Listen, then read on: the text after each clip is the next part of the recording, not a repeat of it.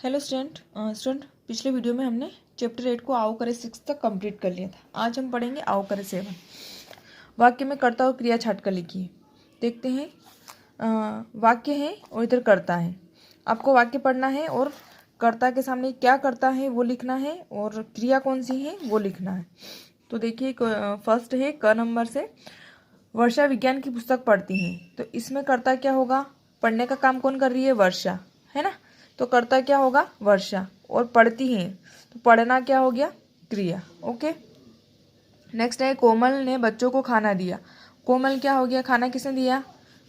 कोमल ने। कोमल क्या हो गई? कर्ता। और खाना देना क्या है? देना क्रिया। ओके। प्रियंका कुत्ते को सैर करा रही है। इसमें प्रियंका क्या हो गई? कर्ता और सैर कराना क्रिया हो गई।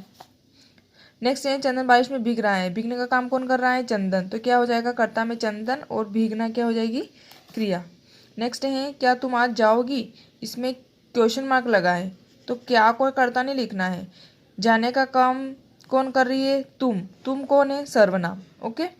तो जो काम करेगा वो क्या होगा? कर्ता। तो जाने का काम कौन करेगी? जिससे अपन बात कर रहे हैं।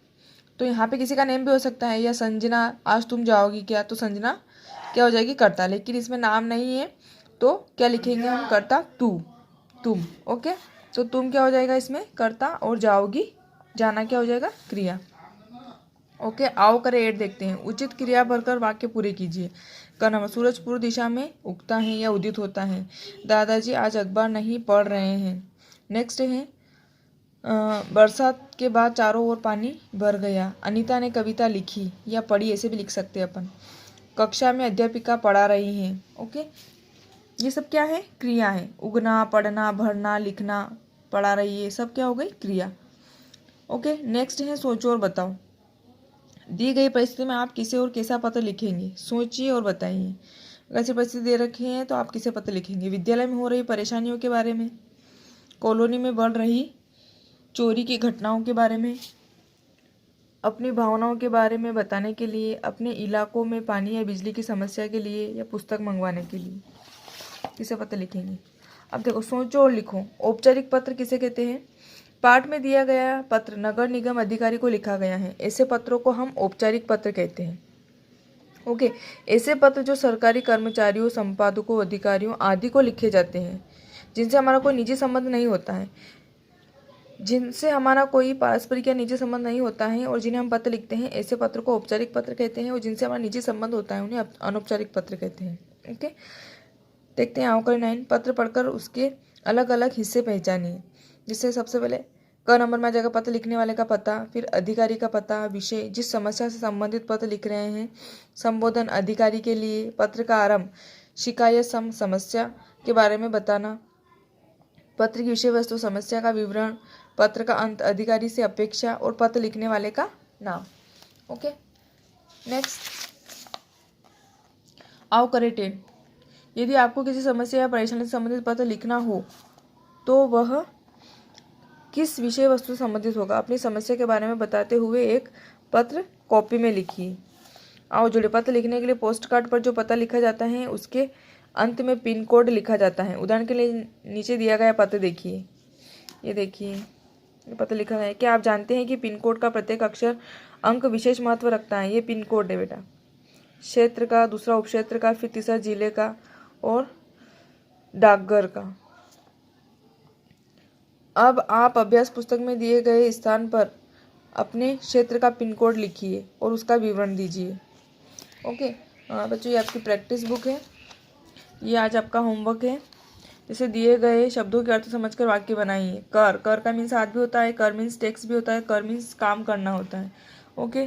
तो अभी अब इसमें आपको ऐसे लिखना है जैसे कर है ना। तो कर मीन्स हाथ, तो आपको ऐसे लिखना है कि उसने दाहिने कर से दान कर दिया, है ना। मीन्स हाथ से, दाहिने हाथ से दान कर दिया। तो अपन क्या लिखेंगे? दाहिने कर से दान कर दिया। उसके बाद में कर, टैक्स का मतलब कर मीन्स टैक्स भी होता है, तो उसको अपन क्या लिखेंगे? उसने सरकारी कर दिया। ठीक। पहले वाक्य में आप क्या लिखेंगे? उसने दाहिने कर से दान दिया।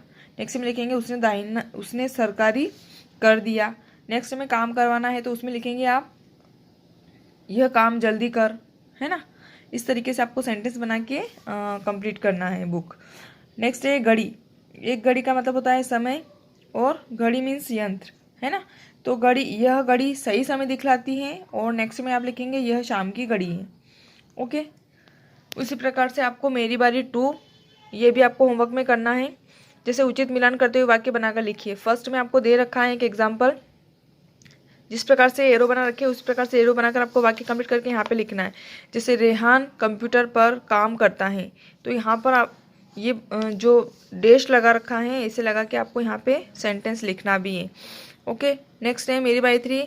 वाक्य संरचना नियम को समझाते हुए कोई 5 वाक्य लिखिए। नियम, कर्ता प्लस कर्म प्लस क्रिया। ओके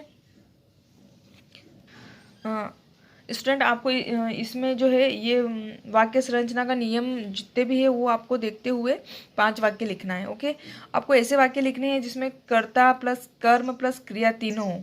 ओके, और इसमें लिखने में आपके आंसर सभी के अलग अलग हो सकते हैं। जैसे फॉर एग्जांपल आपने लिखा माहिरा बिस्तर पर सो रही हैं, है ना। महक बाजार घूमने जा रही हैं। पापा मीठे मीठे आम लेकर आए हैं। या फिर उस बोतल में पानी भर दो, वहाँ कौन बैठा है। इस प्रकार से आपको सारे वाक्य कंप्लीट करना है। ओके, आपके सबके जो आंसर हैं वो अलग अलग भी हो सकते हैं। मेरी बारी 4 देखिए, सोचो और लिखो। पढ़िए और समझिए। संबंध, संबोधन, अभिवादन और निवेदन, ये आपकी बुक में दे रखा है, तो आप इसको पढ़िएगा और समझिएगा। अपने प्रधानाध्यापक या प्रधानाचार्य को 2 दिन का अवकाश लेने हेतु प्रार्थना पत्र लिखिए। आई होप 2 दिन की छुट्टी के लिए अवकाश वाला प्रार्थना पत्र सभी बच्चों को अच्छे से याद है, तो सभी आप अपनी प्रैक्टिस बुक में फिल करेंगे। ओके, अब देखिए आओ जुड़े। दिए गए स्थान पर अपने शहर इलाके का पिन कोड लिखिए और उससे अंकों की जानकारी दीजिए। यहाँ पे आपको अपने यहाँ के जो पिन कोड नंबर हैं वो सबको लिखना है और सबको जिसको लर्न नहीं है उसको लर्न भी करना है। Okay, thank you.